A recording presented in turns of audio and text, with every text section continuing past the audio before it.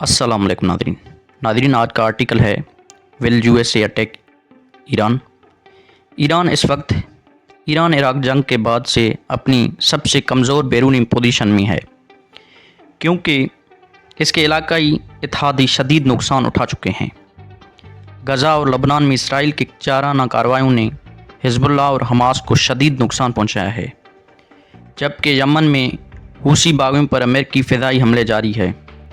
मज़ीद बरान शाम, जो ईरान के इस हिकमत अमली में एक अहम सतून था कि इसराइल को चारों तरफ से घेर लिया जाए, अब इस पर इन्हिसार नहीं किया जा सकता।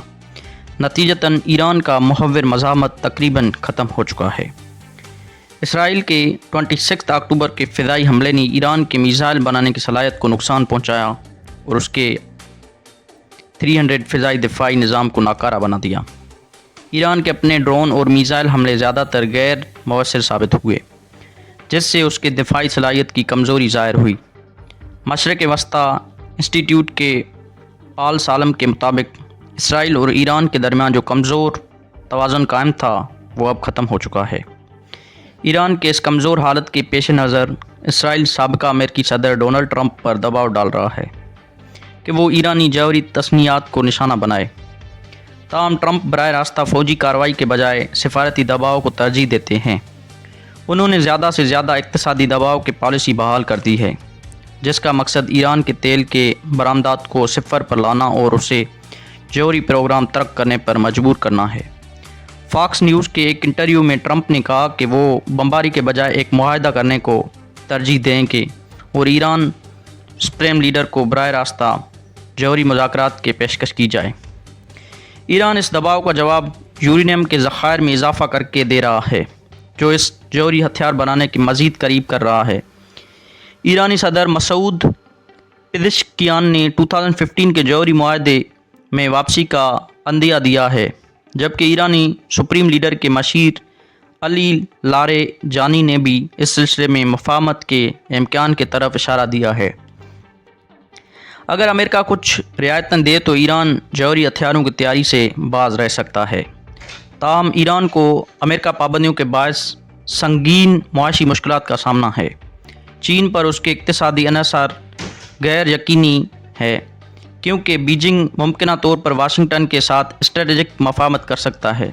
इसी तरह रूस की हिमायत भी मशकूक है, ख़ास तौर पर पुतिन और ट्रंप के दरमियान बढ़ती हुई ताल्लुकात के पेश नज़र। इसराइल के लिए ईरानी जौहरी तस्नीयात पर हमला करने का ये एक नादिर मौक़ा है, लेकिन इसके पास ऐसा करने की सलाहियत नहीं है। दूसरी तरफ अमेरिका के पास सलाहियत तो मौजूद है, लेकिन नीयत नहीं।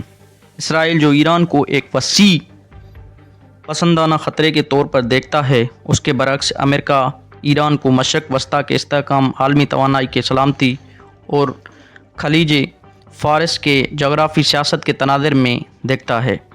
ट्रंप जो अपनी अलग थलग पॉलिसी के लिए जाने जाते हैं, जिनके छेड़ने के हक़ में नहीं है, क्योंकि जंग में शिकस्त उनके नाकाबिल शिकस्त रहनुमा के शबिया को नुकसान पहुंचा सकता है। मज़ीद बरान, अगर ईरान का ख़तरा ख़त्म हो जाता है तो अरब बादशाह खुद को नस्बतन महसूस कर सकते हैं, जिसकी वजह से वो अमेरिका पर कम इन्हिसार करेंगे और अमेरिकी असले की ख़रीदारी में कमी आ सकती है। इसके अलावा ईरान चीन की मज़ीद करीब जा सकता है। अगरचे जंग का इम्कान कम है, लेकिन ईरान अंदरूनी अदम इस्तेहकाम का शिकार है, जिसकी बुनियादी वजह इक़्तिसादी बहरान और अवामी अदम इत्मीनान है। एक नया जौहरी मुआहदा कुछ रिलीफ फराम कर सकता है, लेकिन ईरान अपने जौहरी प्रोग्राम को मुकम्मल तौर पर तर्क करने के लिए तैयार नहीं होगा, क्योंकि वो इसे अपनी बका की ज़मानत समझता है। अलबत्ता ईरान जज़वी रियायतें देने का फ़ैसला कर सकता है, जैसा कि ट्रंप ने अपनी पहले मुद्दत में नॉर्थ अमेरिकी फ्री ट्रेड एग्रीमेंट को दोबारा मुज़ाकरात के ज़रिए बेहतर बनाने की कोशिश की थी।